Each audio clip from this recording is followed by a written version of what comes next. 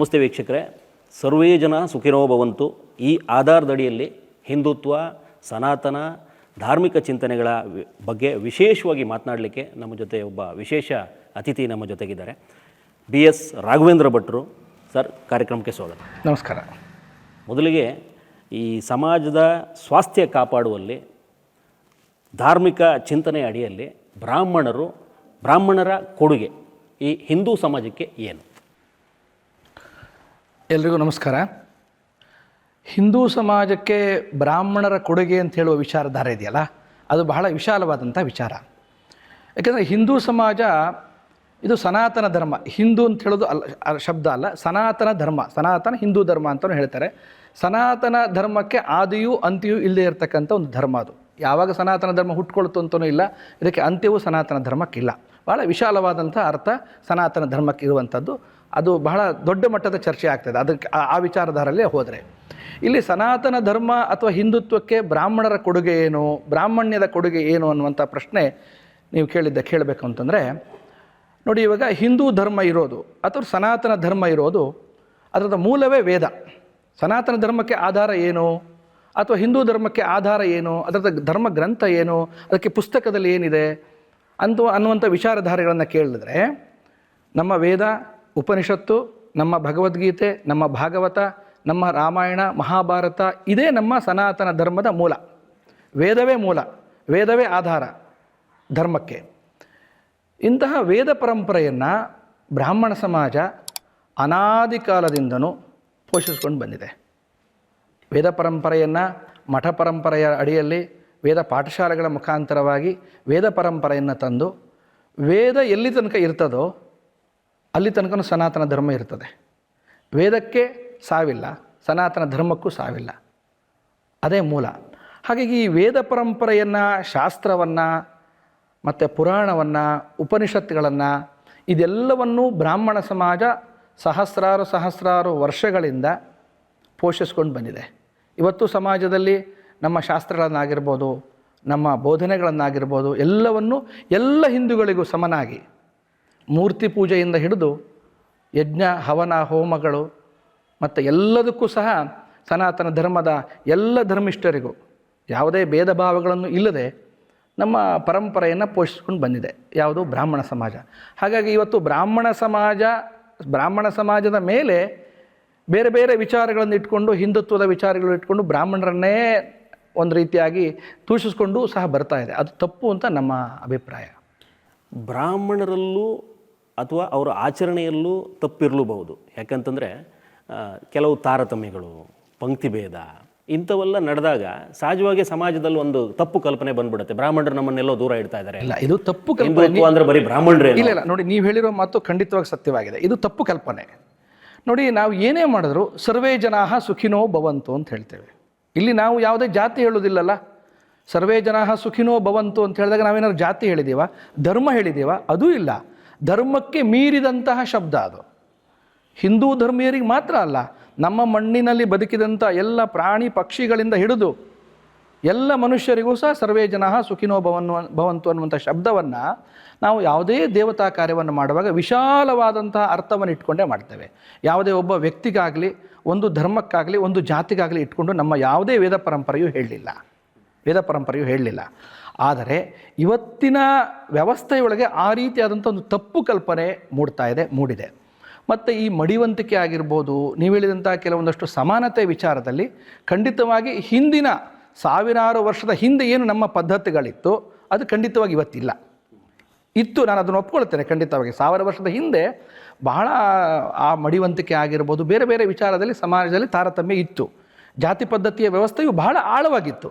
ಇವತ್ತು 90% ಹೆಚ್ಚು ಸಮಾನತೆಯಲ್ಲಿ ಎಲ್ಲರೂ ಸಹ ಬದುಕ್ತಾ ಇದ್ದಾರೆ. ಇಲ್ಲ, ಈಗ ದೇವಸ್ಥಾನಗಳಲ್ಲೂ ಕೂಡ ನಾವು ಬೇರೆ ಬೇರೆ ಇತರೆ ಜಾತಿಯ ಪೌರೋಹಿತ್ಯ ಕಲಿತು ಪೂಜೆ ಮಾಡುವಂಥವ್ರನ್ನ ನಾವು ನೋಡ್ತೀವಿ. ಇದನ್ನು ಬ್ರಾಹ್ಮಣ ಸಮಾಜ ಒಪ್ಪುತ್ತಿದೆಯಾ? ಅಲ್ಲ, ಇಲ್ಲಿ ಒಪ್ಪಲೇಬೇಕಾಗಿದೆ. ಒಪ್ಪುತ್ತೀರಾ ಅಂತ ಕೇಳೋ ವಿಚಾರ ಅಲ್ಲ. ಇವತ್ತಿನ ನಾವು ಸಂವಿಧಾನದ ಚೌಕಟ್ಟಿನಲ್ಲಿ ಬದುಕ್ತಾ ಇದ್ದೇವೆ. ನಮಗೆ ನಮ್ಮ ಧರ್ಮಗ್ರಂಥಗಳು ಒಂದು ಧರ್ಮದ ವಿಚಾರವಾಗಿ ನಾವು ಇಟ್ಕೊಂಡ್ರೆ, ಎರಡನೇದಾಗ ನಮ್ಮ ಜೀವನ ಶೈಲಿಗೆ ನಾವು ಸಂವಿಧಾನವನ್ನು ನಾವು ಒಪ್ಪೇ ಬದುಕ್ತಾ ಇದ್ದೇವೆ. ಸಂವಿಧಾನದ ಚೌಕಟ್ಟಲ್ಲೇ ನಾವು ಇರಬೇಕಾಗ್ತದೆ. ನಾವು ಅದಕ್ಕೆ ವಿರುದ್ಧವಾಗಿ ನಮ್ಮ ಶಾಸ್ತ್ರ ಹೀಗಿದೆ ಅಂತ ಈಗ ಬೇರೆ ಧರ್ಮದವ್ರು ಹೇಳ್ತಾರೆ, ನಮಗೆ ನಮ್ಮ ಧರ್ಮಗ್ರಂಥವೇ ಅಂತಿಮ, ನಾವು ಸಂವಿಧಾನ ಒಪ್ಪೋದಿಲ್ಲ ಅಂತ ಓಪನ್ ಆಗಿ ಎಷ್ಟೋ ಜನ ಹೇಳಿದವರಿದ್ದಾರೆ. ಆದರೆ ಬ್ರಾಹ್ಮಣ ಸಮಾಜ ನಾವ್ಯಾವತ್ತೂ ಸಂವಿಧಾನ ಒಪ್ಪೋದಿಲ್ಲ ಅಂತ ನಾವು ಹೇಳಿಲ್ಲ. ನಮ್ಮಲ್ಲೂ ಧರ್ಮಗ್ರಂಥ ಇದೆ, ನಮ್ಮಲ್ಲೂ ವೇದ ಎಲ್ಲವೂ ಇದೆ. ಆದರೆ ನಾವು ವೇದದ ಚೌಕಟ್ಟಿನಲ್ಲಿ ಧರ್ಮ ಉಳಿಸಬೇಕು ಅಂತ ಹೇಳ್ತೇವೆ, ವೇದದ ಚೌಕಟ್ಟಿನಲ್ಲಿ ನಮ್ಮ ಬದುಕಿರಬೇಕು ಅಂತ ಹೇಳ್ತೇವೆ. ಆದರೆ ನಮ್ಮ ಬದುಕನ್ನು ಸಂವಿಧಾನದ ಚೌಕಟ್ಟಿನಲ್ಲಿ ನಾವು ಇಟ್ಕೊಂಡಿರ್ತೇವೆ. ಸಂವಿಧಾನಕ್ಕೆ ವಿರುದ್ಧವಾಗಿ ನಾವು ಹೋಗೋದಿಲ್ಲ. ಸಂವಿಧಾನದ ಚೌಕಟ್ಟಿನಲ್ಲಿ ಇರೋದ್ರಿಂದ ಆಡಳಿತ ವ್ಯವಸ್ಥೆ ಏನಿದೆ, ಕಾರ್ಯಾಂಗ, ಶಾಸಕಾಂಗ, ನ್ಯಾಯಾಂಗ, ಈ ಮೂರು ಚೌಕಟ್ಟು ಇರೋದು ಸಂವಿಧಾನದ ಅಡಿಯಲ್ಲಿ. ಅಲ್ಲಿ ಏನು ನಮ್ಮಲ್ಲಿ ಇವತ್ತು ಕಾನೂನು ಚೌಕಟ್ಟಿದೆ, ಆ ಕಾನೂನು ಚೌಕಟ್ಟಿಗೆ ನಾವು ಯಾವತ್ತೂ ತಲೆಬಾಗೇಬಾಗ್ತೀವಿ, ಅದಕ್ಕೆ ವಿರುದ್ಧವಾಗಿ ನಾವು ಯಾವತ್ತೂ ಹೋಗೋದಿಲ್ಲ. ಹೀಗಿರುವಾಗ ನಮ್ಮ ದೇವಸ್ಥಾನ ಆಗಿರ್ಬೋದು, ನಮ್ಮ ಮಠಮಾನ್ಯಗಳಾಗಿರ್ಬೋದು, ಇದಕ್ಕೆಲ್ಲದ ಸರ್ಕಾರದ್ದೇ ಆದ ಕಾನೂನು ಚೌಕಟ್ಟನ್ನು ಇವತ್ತು ರೂಪಿಸಿದೆ.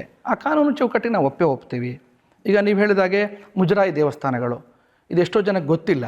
ಸುಮಾರು 41,000 ಮುಜರಾಯಿ ದೇವಸ್ಥಾನಗಳು ನಮ್ಮ ಕರ್ನಾಟಕದಲ್ಲಿದೆ. ಎ, ಬಿ ಮತ್ತು ಸಿ 3 ಗ್ರೇಡ್ ಇದೆ ಇದರಲ್ಲಿ. A grade, B grade, C grade. A ಗ್ರೇಡಲ್ಲಿ ಕಮ್ಮಿ ಇದೆ, ಸುಮಾರು ಒಂದು 250 ದೇವಸ್ಥಾನ ಇರ್ಬೋದು. ಬಿ ಗ್ರೇಡಲ್ಲಿ ಇನ್ನೂ ಸ್ವಲ್ಪ ಜಾಸ್ತಿ ಇದೆ.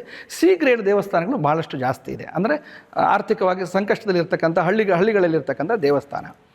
ಅದಕ್ಕೆ ಮುಜರಾಯಿ ಕಾನೂನು ವ್ಯಾಪ್ತಿಯಲ್ಲೇ ಸಹ ಅದಕ್ಕೆ ಕೆಲವೊಂದಷ್ಟು ಪರೀಕ್ಷೆಗಳನ್ನು ಮಾಡಿ ಅಲ್ಲಿ ಅರ್ಚಕರಾಗಿ ನೇಮಕ ಮಾಡ್ಕೊಳ್ತಾರೆ. ಆಗಮ ಪ್ರವೀಣ ಈ ಥರ ಪರೀಕ್ಷೆಗಳು ಸರ್ಕಾರ ನಡೆಸ್ತದೆ. ಮುಂಚೆ ಹೇಗಿತ್ತು, ವಂಶಪಾರಂಪರ್ಯವಾಗಿ ಅರ್ಚಕರು ಮನೆತನದಲ್ಲಿ ನಡ್ಕೊಂಡು ಬರ್ತಾಯಿದ್ರು. ಇವತ್ತು ವಂಶಪಾರಂಪರ್ಯದ ಜೊತೆಗೆ ಅದರದೇ ಆದಂಥ ಒಂದು ಪರೀಕ್ಷಾ ನಿಯಮವನ್ನು ಮುಜರಾಯಿ ಇಲಾಖೆ ಮಾಡಿದೆ. ಆ ಚೌಕಟ್ಟಿನಲ್ಲಿ ಯಾರು ಅದನ್ನು ಅಧ್ಯಯನ ಮಾಡಿ ಪರೀಕ್ಷೆಯನ್ನು ಬರೆದು ಅದರಲ್ಲಿ ಉತ್ತೀರ್ಣರಾಗ್ತಾರೋ ಅವರಿಗೆ ಆ ದೇವಸ್ಥಾನದಲ್ಲಿ ಅರ್ಚಕ ವೃತ್ತಿಯನ್ನು ಕೊಟ್ಟಿದ್ದಾರೆ. ಸುಮಾರು 41,000 ದೇವಸ್ಥಾನದಲ್ಲಿ ನನಗಿರುವ ಮಾಹಿತಿ ಪ್ರಕಾರ ಒಂದು ಸ್ವಲ್ಪ ಹೆಚ್ಚು ಕಡಿಮೆ ಇರ್ಬೋದು 6,000 to 7,000 ಜನ ಬ್ರಾಹ್ಮಣರ ಅರ್ಚಕರಿದ್ದಾರೆ. ಮತ್ತೆಲ್ಲ ಹಿಂದೂ ಧರ್ಮೀಯರು ಸಹ ಅರ್ಚಕ ವೃತ್ತಿಯಲ್ಲಿ ಇವತ್ತು ದೇವಸ್ಥಾನಗಳಲ್ಲಿ ಕೆಲಸ ಮಾಡ್ತಾ ಇದ್ದಾರೆ, ಅವರ ವೃತ್ತಿಯನ್ನು ಮಾಡ್ತಾ ಇದ್ದಾರೆ. ಎಲ್ಲರೂ ಸಹ ಅಧ್ಯಯನ ಮಾಡಿದ್ದಾರೆ. ಭಗವಂತ ಭಕ್ತಿಯನ್ನು ಸಹ ಮೂಲವಾಗಿ ಕೇಳೋದಾಗಿದ್ದರಿಂದ ಭಕ್ತಿಯಲ್ಲಿ ಹೆಚ್ಚಿನ ನಂಬಿಕೆ ಇರತಕ್ಕಂತಹ ವ್ಯವಸ್ಥೆಯಲ್ಲಿ ನಾವು ಬದುಕ್ತಾ ಇದ್ದೇವೆ. ಹಾಗಾಗಿ ಅದನ್ನು ನಾವೆಲ್ಲರೂ ಸಹ ಒಪ್ಪಿದ್ದೀವಿ. ಅದಕ್ಕೆ ನಮ್ಮದೇನು ತಕರಾರೇನಿಲ್ಲ. ಈಗ ಈ ಒಪ್ಪಿತ ಸಮಾಜದಲ್ಲಿ ದೇವಸ್ಥಾನಕ್ಕೆ ನಾನೊಬ್ಬ ಭಕ್ತನಾಗಿ ಬಂದು ನನ್ನ ದೇವರಿಗೆ, ನನ್ನ ದೇವಸ್ಥಾನಕ್ಕೆ ನಾನು ಹಾಕಿದ ಹಣವನ್ನು ಮುಜರಾಯಿ ಇಲಾಖೆಯ ಮೂಲಕ ಅದು ಬೇರೆ ರೀತಿ ಪೋಲಾಗ್ತಾ ಇದೆ ಅನ್ನುವಂಥ ಭಾವನೆ ಇದೆ ಜನಕ್ಕೆ. ಇಲ್ಲ, ತಪ್ಪು ಕಲ್ಪನೆ ನೋಡಿ ಸರ್. ಇದು ಬಹಳಷ್ಟು ಜನ ಪ್ರಶ್ನೆ ಮಾಡ್ತಾರೆ, ಮುಜರಾಯಿ ದೇವಸ್ಥಾನದಲ್ಲಿ ಹೋಗಿ ಹುಂಡಿಗೆ ಕಾಸು ಹಾಕಿದರೆ ಅದು ಅನ್ಯ ಧರ್ಮೀಯರಿಗೆ ಹೋಗ್ತದೆ. ನನಗೆ ಇವತ್ತಿನ ಕಾನೂನು ನಾನು ಹೇಳ್ತೇನೆ, ಇವತ್ತು ನನಗೆ ತಿಳಿದುಪಟ್ಟ ಹಾಗೆ ಇವತ್ತು ನಾವು ಮುಜರಾಯಿ ಯಾವುದೇ ದೇವಸ್ಥಾನಕ್ಕೆ ಹೋಗಿ ಹುಂಡಿಗೆ ದುಡ್ಡು ಹಾಕಿ ಅಥವಾ ನಮ್ಮ ಅಲ್ಲಿ ನೀವು ಸೇವಾ ರಸೀದಿನ ತಗೊಳ್ಳಿ, ಯಾವುದನ್ನೇ ತಗೊಳ್ಳಿ, ಅದು ಖಂಡಿತವಾಗಿ ಮುಜರಾಯಿ ಇಲಾಖೆಯ ವ್ಯಾಪ್ತಿಯಿಂದ ಬಿಟ್ಟು ಬೇರೆ ಧರ್ಮದ ಯಾವುದೇ ಪದ್ಧತಿಗಳಿಗೆ, ಬೇರೆ ಆಚರಣೆಗಳಿಗೆ ನಮ್ಮ ಮುಜರಾಯಿ ಹಣ ಹೋಗೋದಿಲ್ಲ ಅನ್ನೋದು ನಾವು ಅದನ್ನು ಖಾತ್ರಿ ಮಾಡ್ಕೊಂಡಿದ್ದೇವೆ ಮುಜರಾಯಿ ಇಲಾಖೆಯಲ್ಲಿ. ಮುಂಚೆ ಹೇಗಿತ್ತು ಅದರ ಕಾನೂನು ಚೌಕಟ್ಟು ಗೊತ್ತಿಲ್ಲ, ಪ್ರಾಯಶಃ ಒಂದು 10-15 ವರ್ಷದಿಂದ ಈಚೆಗೆ ಅದರ ಭಾಳಷ್ಟು ಅದರ ಕಾನೂನು ಬದಲಾವಣೆಗಳನ್ನು ಮಾಡಿದ್ದಾರೆ. ಹಾಗಾಗಿ ಇವತ್ತು ಯಾವುದೇ ಮುಜರಾಯಿ ದೇವಸ್ಥಾನದ ಯಾವುದೇ ಹಣವೂ ಸಹ ಸರ್ಕಾರದ ಅಡಿಯಲ್ಲೇ ಇರ್ತದೆ ಮತ್ತು ಆಯಾ ಮುಜರಾಯಿ ದೇವಸ್ಥಾನದ ವ್ಯಾಪ್ತಿಯಲ್ಲೇ ಇರುತ್ತೆ. ಇವತ್ತು ನೀವು ಕುಕ್ಕೆ ಸುಬ್ರಹ್ಮಣ್ಯಕ್ಕೆ ಹೋಗಿ ದುಡ್ಡು ಹಾಕಿದರೆ ಆ ದೇವಸ್ಥಾನದ ಆಡಳಿತ ಮಂಡಳಿಯಲ್ಲೇ ಇರುತ್ತೆ. ಅದು ಇತರೆ ಖರ್ಚುಗಳಿಗೆ, ಇತರೆ ದೇವಸ್ಥಾನಕ್ಕೆಲ್ಲ ಏನು ಹೋಗೋದಿಲ್ಲ ಅಥವಾ ಇತರೆ ಧರ್ಮಕ್ಕೂ ಏನು ಹೋಗೋದಿಲ್ಲ. ಅಲ್ಲೇ ಸರ್ಕಾರದ ಅಲ್ಲಿಗೆ DC ಇರ್ತಾರೆ, ಮುಜರಾಯಿ ಕಮಿಷನರ್ ಇರ್ತಾರೆ ಮತ್ತು ಪ್ರತಿಯೊಂದು ದೇವಸ್ಥಾನಕ್ಕೂ ಆಡಳಿತ ಮಂಡಳಿಯನ್ನು ಮಾಡಿದ್ದಾರೆ. ಇವಾಗ ಲೆಕ್ಕಾಚಾರಕ್ಕೆ ಮಾತ್ರ ಇಲಾಖೆ ಇರೋದಾ ಅಥವಾ ಲೆಕ್ಕಾಚಾರ ಅಂತಲ್ಲ, ಆಡಳಿತ ಮಂಡಳಿನ ಸರ್ಕಾರವೇ ನೇಮಕ ಮಾಡುತ್ತೆ. ಪ್ರತಿ ವರ್ಷವೂ ಸಹ ಪ್ರತಿ ಪಕ್ಷ ಅಧಿಕಾರಕ್ಕೆ ಬಂದಾಗ ಆಡಳಿತ ಮಂಡಳಿಯನ್ನು ಮಾಡುತ್ತೆ, ಅವರೇ ಅದನ್ನು ಉಪಯೋಗಿಸ್ತಾರೆ. ಬಿಟ್ಟರೆ ಬೇರೆ ಧರ್ಮದ ಬಳಕೆಗೆ ಆ ದುಡ್ಡು ಹೋಗೋದಿಲ್ಲ. ಅದು ತಪ್ಪು ಕಲ್ಪನೆ. ಮತ್ತು ದೇವಸ್ಥಾನಗಳಲ್ಲಿ ನೀವು ಅರ್ಚಕರನ್ನು ಏನು ಎಲ್ಲ ಹಿಂದೂಗಳಿಗೂ ಅವಕಾಶ ಇದೆಯಾ ಅಂತ ಕೇಳಿದಾಗ ಎಲ್ಲ ಹಿಂದೂ ಧರ್ಮೀಯರು ಸಹ ಇವತ್ತು ಅರ್ಚಕ ವೃತ್ತಿಯಲ್ಲಿದ್ದಾರೆ. ಬ್ರಾಹ್ಮಣರು ಮಾತ್ರ ಅಲ್ಲ, ಎಲ್ಲರೂ ಸಹ ಅಧ್ಯಯನ ಮಾಡಿ ಆಯಾ ದೇವಸ್ಥಾನಗಳ ಆಚಾರ ವಿಚಾರ ಪದ್ಧತಿಯನ್ನು ತಿಳ್ಕೊಂಡು ಅರ್ಚಕ ವೃತ್ತಿಯನ್ನು ಮಾಡ್ತಾ ಇದ್ದಾರೆ. ಮತ್ತು ದೇವಸ್ಥಾನಗಳಲ್ಲಿ ಬಹಳ ಮುಖ್ಯವಾಗಿ ಆಗಬೇಕಾಗಿರ್ತಕ್ಕಂಥ ದೊಡ್ಡ ಬದಲಾವಣೆ ಅಂದರೆ ನನ್ನ ಅಭಿಪ್ರಾಯ, ನೀವು ಪ್ರಶ್ನೆ ಕೇಳಲಿಲ್ಲ ಆದರೂ ನಾನು ಅದಕ್ಕೆ ಉತ್ತರ ಹೇಳ್ತೇನೆ. ದೇವಸ್ಥಾನದಲ್ಲಿ ಭಕ್ತರಿಗೆ ಸಮಾನತೆ ಬರಬೇಕು. ನಾವು ಎಲ್ಲಿ ತನಕ ಬರುವಂಥ ಭಕ್ತರಿಗೆ ಸಮಾನತೆಯಾಗಿ ನೋಡೋದಿಲ್ಲ ಅರ್ಚಕರಾದವರು, ಅಲ್ಲಿ ತನಕ ನಮಗೆ ಸಮಾಜದಲ್ಲಿ ಬಹಳ ದೊಡ್ಡ ಬದಲಾವಣೆಯನ್ನು ಕಾಣಲಿಕ್ಕೆ ಆಗೋದಿಲ್ಲ. ಸಮಾಜದಲ್ಲಿ ಸಮಾನತೆಯನ್ನು ನಾವು, ಸಮಾನತೆ ಅಂದ್ರೆ ಏನು? ಈಗ 250 ಕೊಟ್ಟು ನೀವು ಬೇಗ ಬಿಡೋದು ವಿಶೇಷ? ಹೌದು. ಯಾವುದೇ ದೇವಸ್ಥಾನ ಆಗಿರ್ಬೋದು, ಈಗ ಖಾಸಗಿ ದೇವಸ್ಥಾನ ಆಗಿರ್ಬೋದು, ಮುಜರಾಯಿ ದೇವಸ್ಥಾನ ಆಗಿರ್ಬೋದು, ಅಲ್ಲಿ ಶ್ರೀಮಂತರಿಗೆ ಒಂದು ರೀತಿಯಾಗಿ ನಾವು ಅವ್ರನ್ನ ನಾವು ನೋಡ್ಕೊಳ್ಳುವಂಥದ್ದು, ಅಂದರೆ ನೋಡ್ಕೊಳ್ಳುವಂಥದ್ದನ್ನು ಆಡಳಿತ ಮಂಡಳಿ ಆಗಿರ್ಬೋದು, ಅರ್ಚಕ ಮಿತ್ರರಾಗಿರ್ಬೋದು, ಆಯ್ತಲ್ಲ. ಅಥವಾ ಅತ್ಯಂತ ಕಡು ಬಡವ ಒಬ್ಬ ದೇವಸ್ಥಾನಕ್ಕೆ ಬರ್ತಾನೆ, ಅವ್ರನ್ನ ನೋಡ್ಕೊಳ್ಳುವ ರೀತಿ ಆಗಿರ್ಬೋದು. ನಮ್ಮ ಪೂಜೆ ಪುನಸ್ಕಾರದಲ್ಲಿ ನಾವು ಮೊದಲೇ ಹೇಳಿದಾಗೆ ಸರ್ವೇ ಜನ ಸುಖಿನೋ ಭವಂತು ಅಂತ ಹೇಳ್ಕೊಂಡ್ಮೇಲೆ ದೇವಸ್ಥಾನಕ್ಕೆ ಬರುವಂಥ ಎಲ್ಲ ಭಕ್ತರನ್ನು ನಾವು ಸಮಾನರಾಗಿ ಕಾಣಬೇಕಾಗ್ತದೆ. ಇಲ್ಲಿ ನಾವು ದುಡ್ಡು ಕೊಟ್ಟವರಿಗೆ ಒಂದು ರೀತಿ, ದುಡ್ಡು ಕೊಡದೇ ಇರೋರಿಗೆ ಒಂದು ರೀತಿ, ಆ ಜಾತಿಯವರಿಗೆ ಒಂದು ರೀತಿ, ಈ ಜಾತಿಯವರಿಗೆ ಒಂದು ರೀತಿಯಾಗಿ ಮಾಡಲಿಕ್ಕೆ ಆಗೋದಿಲ್ಲ. ದೇವಸ್ಥಾನದ ಆಚಾರ ವಿಚಾರ ಪದ್ಧತಿಯ ಜೊತೆಯಲ್ಲಿ ಬರುವ ಭಕ್ತರನ್ನು ನಾವು ಸಮಾನವಾಗಿ ಕಂಡಾಗ ಸಮಾನವಾಗಿ ಅವರಿಗೆ ಒಂದು ಭಗವಂತನ ಏನು ಸೇವಾ ಕೈಂಕರ್ಯಗಳಲ್ಲಿ ಪಾಲ್ಗೊಳ್ಳಿಕ್ಕೆ ವ್ಯವಸ್ಥೆ ಮಾಡ್ತಕ್ಕಂಥದ್ದು, ಅಥವಾ ಅವರಿಗೆ ನಾವು ತೋರುವಂತಹ ಒಂದು ಪ್ರಸಾದದ ವ್ಯವಸ್ಥೆಯಲ್ಲಾಗಿರ್ಬೋದು, ಸಮಾನವಾಗಿ ನಾವು ಕಂಡಾಗ ಸಮಾನತೆಗೂ ಒಂದು ಅರ್ಥ ಆಗ್ತದೆ. ಆಮೇಲೆ ಸಮಾಜದಲ್ಲಿ ಬಹಳಷ್ಟು ಬದಲಾವಣೆಗಳನ್ನು ತರ್ಬೋದು ಅಂತ ನನ್ನ ಅಭಿಪ್ರಾಯ. ಹಾಗಂತೇಳಿ ಗರ್ಭಗುಡಿ ಒಳಗೆ ಬಿಡ್ತೀರಾ ಅನ್ನೋ ಪ್ರಶ್ನೆ ಅಲ್ಲ. ಗರ್ಭಗುಡಿಗೆ ಯಾರು ಹೋಗಬೇಕು ಅವರೇ ಹೋಗಬೇಕು, ಯಾರು ಅಧ್ಯಯನ ಮಾಡಿರ್ತಾರೆ ಅವರೇ ಹೋಗಬೇಕು.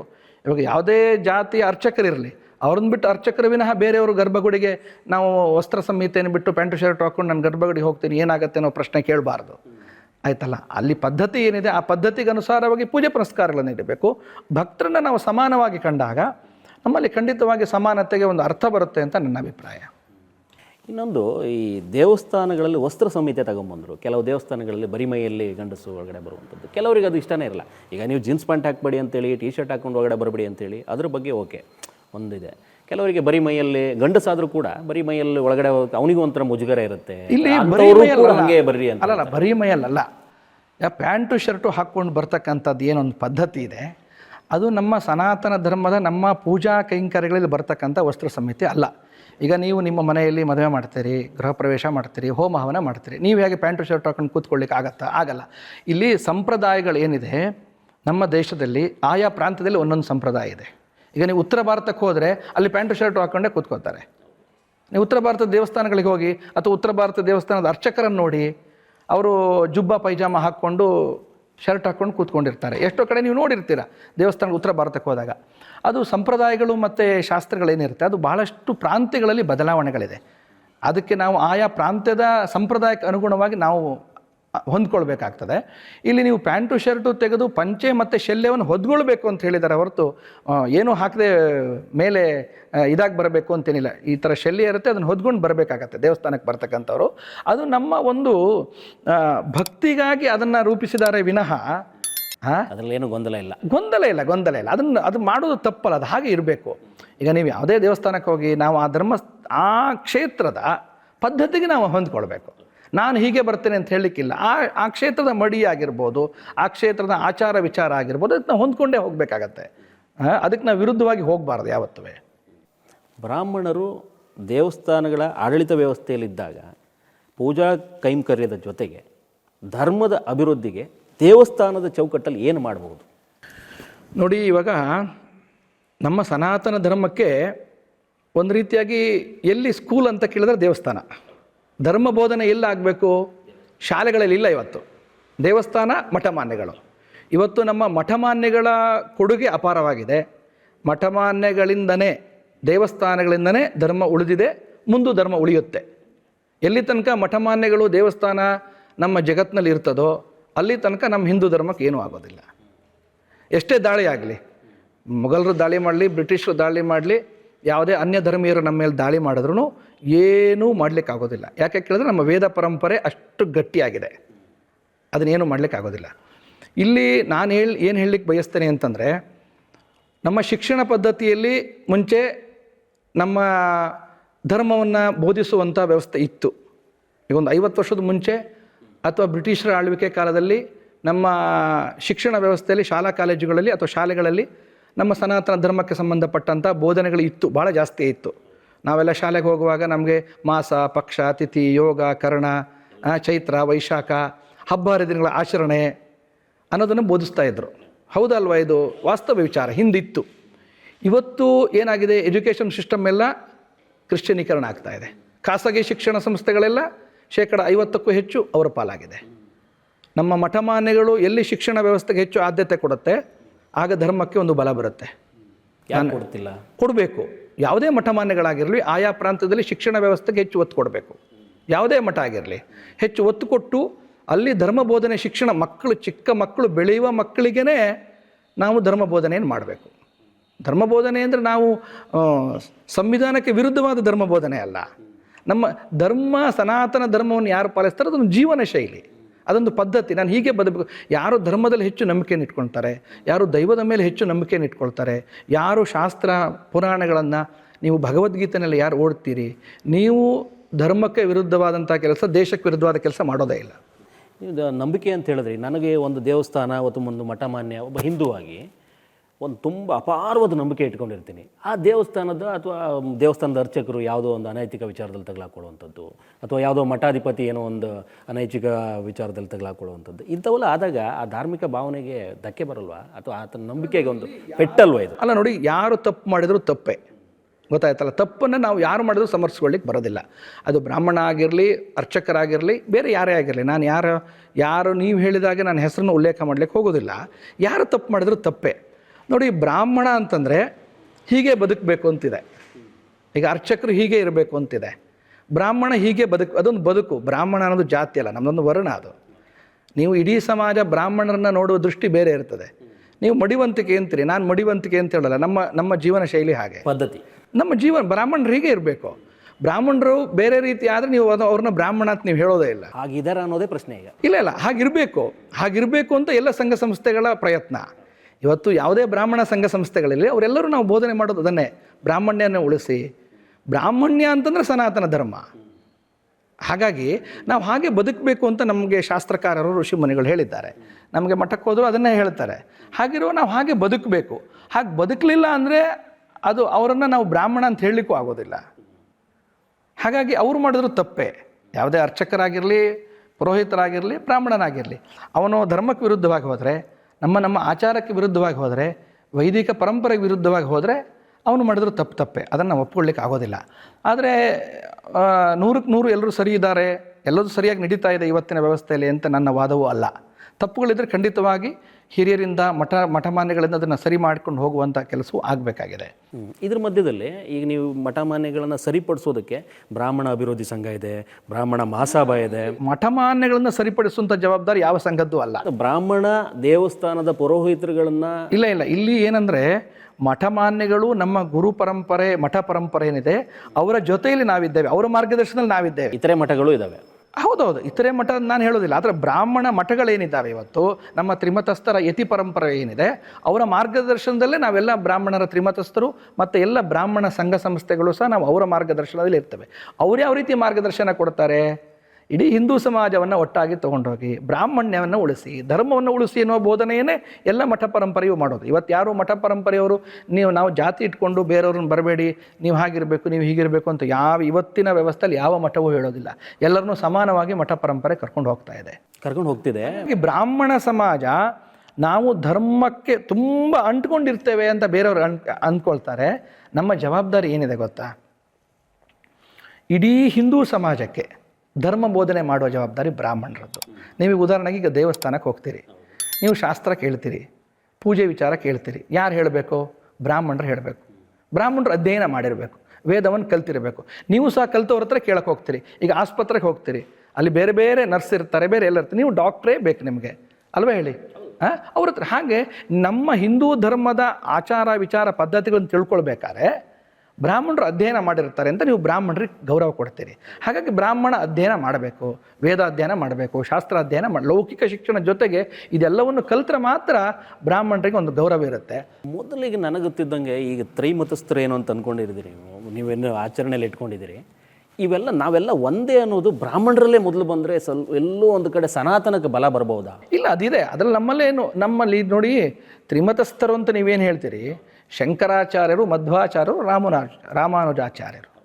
ನೋಡಿ, ಶಂಕರಾಚಾರ್ಯರು ಸುಮಾರು 1600 ವರ್ಷಗಳ ಹಿಂದೆ, 1500-1600 ವರ್ಷಗಳ ಹಿಂದೆ ಪರಶಿವನ ಅವತಾರದಲ್ಲಿ ಅವರು ಜನ್ಮವನ್ನು ತಾಳಿ ಕಾಲಟಿಯಲ್ಲಿ ಅವತ್ತು ಅವರು ಇಡೀ ದೇಶವನ್ನು ಸನಾತನ ಧರ್ಮ ರಕ್ಷಣೆಗಾಗಿ ಪರ್ಯಟನೆ ಮಾಡಿದ್ದಾರೆ. 4 ಆಮ್ನಾಯ ಪೀಠವನ್ನು ಸ್ಥಾಪನೆ ಮಾಡಿ ಮಠ ಪರಂಪರೆಯನ್ನು ನಮ್ಮ ಸನಾತನ ಧರ್ಮದ ಅಡಿಯಲ್ಲಿ, ನಮ್ಮ ಭಾರತೀಯತೆಯಲ್ಲಿ, ನಮ್ಮ ಭಾರತ ದೇಶದಲ್ಲಿ ಮೊದಲು ತಂದವರೇ ಆದಿಶಂಕರಾಚಾರ್ಯರು. ಆದಿಶಂಕರಾಚಾರ್ಯರ ಜನ್ಮಕ್ಕಿಂತ ಮುಂಚೆ ಈ ಮಠ ಪರಂಪರೆ ಇರಲಿಲ್ಲ, ಅವರ ನಂತರ ಆಗಿರೋದು. ಆಯ್ತಲ್ಲ? ಅವರು 4 ಆಮ್ನಾಯ ಪೀಠವನ್ನು ಸ್ಥಾಪನೆ ಮಾಡಿ ಅಲ್ಲಿ ಯತಿ ಪರಂಪರೆಯನ್ನು ಶುರು ಮಾಡಿ ಅವರಿಂದ ಇಡೀ ಸಮಾಜಕ್ಕೆ ಧರ್ಮ ಬೋಧನೆಯನ್ನು ಆರಂಭ ಮಾಡಿದರು. ಅವತ್ತು ಆದಿಶಂಕರಾಚಾರ್ಯರು ಧರ್ಮಕ್ಕಾಗಿ ಇಡೀ ಭಾರತದ ಒಂದು ಯಾತ್ರೆಯನ್ನು ಮಾಡಿ ಪೀಠವನ್ನು ಸ್ಥಾಪನೆ ಮಾಡದೇ ಹೋಗಿದ್ದರೆ ಅವತ್ತೇ ನಮ್ಮಲ್ಲಿ ಹಿಂದೂಗಳು ಅವತ್ತು ಬೌದ್ಧ ಧರ್ಮ ನಮ್ಮ ಮೇಲೆ ದಾಳಿಯಾಗಿತ್ತು. ಬೌದ್ಧ ಧರ್ಮ ನಮ್ಮ ದೇಶದ ಮೇಲೆ ದಾಳಿಯಾಗಿತ್ತು. ಅವತ್ತು ಆದಿಶಂಕರಾಚಾರ್ಯರು ಸನಾತನ ಧರ್ಮವನ್ನು ರಕ್ಷಣೆ ಮಾಡಿಕೊಟ್ಟು ಹೋಗಿದ್ದಾರೆ. ಇವತ್ತು ನಾವು ವೇದ ಹೇಳ್ತಾ ಇದ್ದೇವೆ, ನಾವು ಹಿಂದೂ ಅಂತ ಹೇಳ್ತಾ ಇದ್ದೇವೆ ಅಂದರೆ ಅದಕ್ಕೆ ಮೂಲ ಕೊಡುಗೆ ಆದಿಶಂಕರಾಚಾರ್ಯರದ್ದು.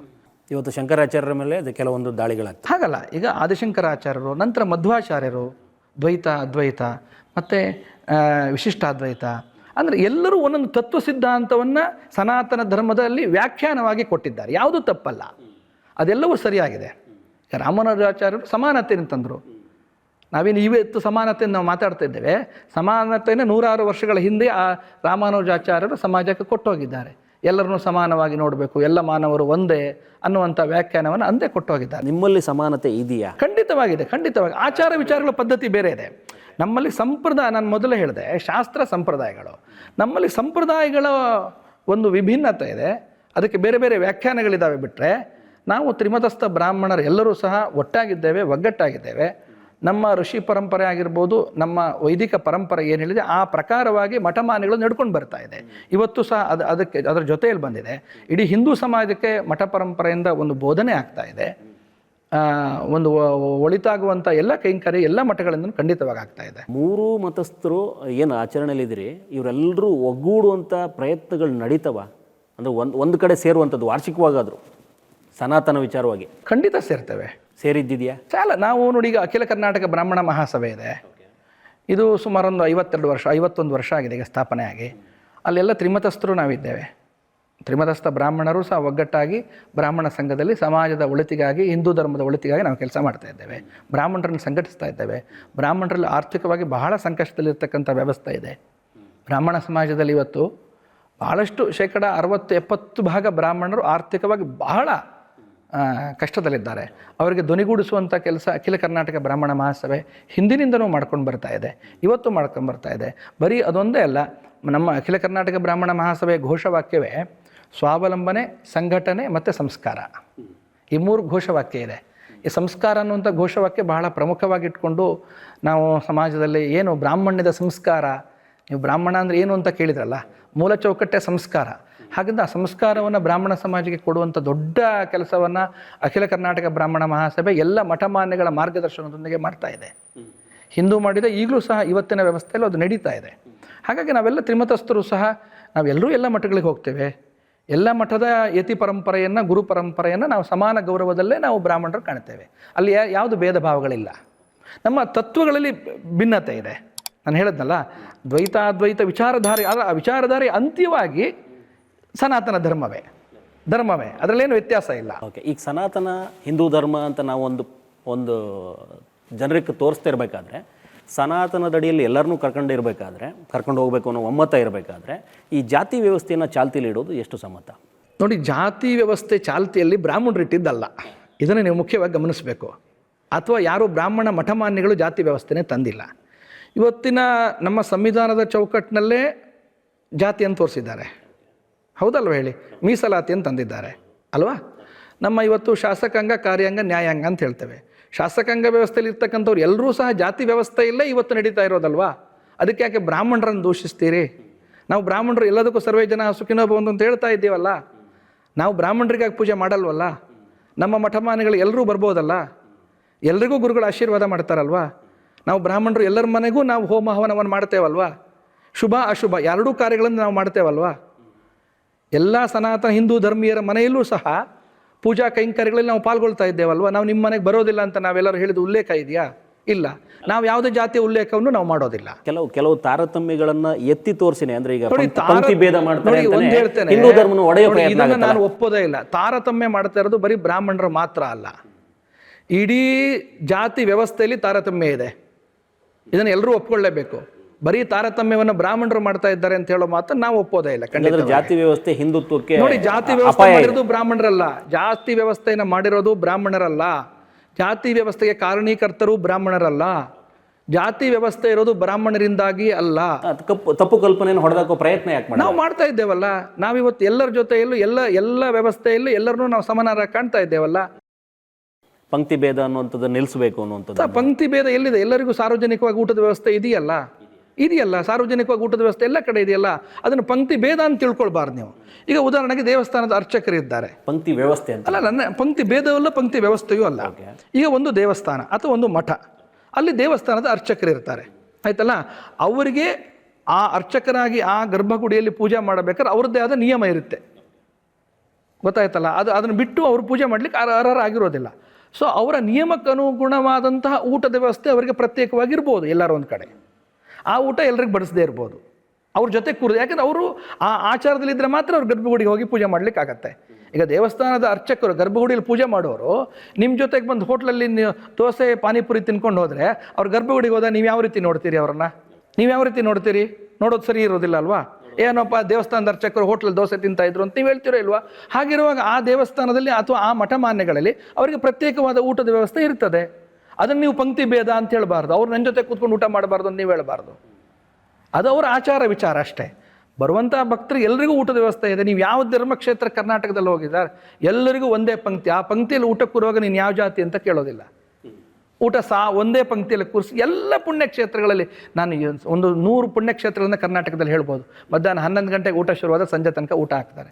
ಯಾವುದೇ ಜಾತಿ ಧರ್ಮನೂ ಕೇಳೋದಿಲ್ಲ. ಎಷ್ಟೋ ಬೇರೆ ಧರ್ಮದವ್ರು ಬಂದರೂ ಅವರಿಗೆ ಒಂದೇ ಅನ್ನ ಒಂದೇ ಊಟವನ್ನು ಬಡಿಸಿ ಕಳಿಸ್ತಾರೆ. ನಾವು ಯಾವತ್ತೂ ಕೇಳಲಿಲ್ಲ. ನಾವು ಬೇರೆ ಧರ್ಮದ ವಿರೋಧಿಗಳು ಅಲ್ಲ. ಬ್ರಾಹ್ಮಣರಾಗಿರ್ಬೋದು, ನಾನು ವೈಯಕ್ತಿಕವಾಗಿ ಹೇಳೋದಾದ್ರೆ ನಾನು ಬೇರೆ ಧರ್ಮದ ವಿರೋಧವನ್ನು ಮಾಡೋದಿಲ್ಲ. ಆದರೆ ಬೇರೆ ಧರ್ಮದವರು ಸಹ ನಮ್ಮ ಹಿಂದೂ ಧರ್ಮವನ್ನು ದಾಳಿ ಮಾಡಲಿಕ್ಕೆ ಬರಬಾರ್ದು. ಅವ್ರ ಧರ್ಮ ಅವ್ರು ಆಚರಿಸಲಿ.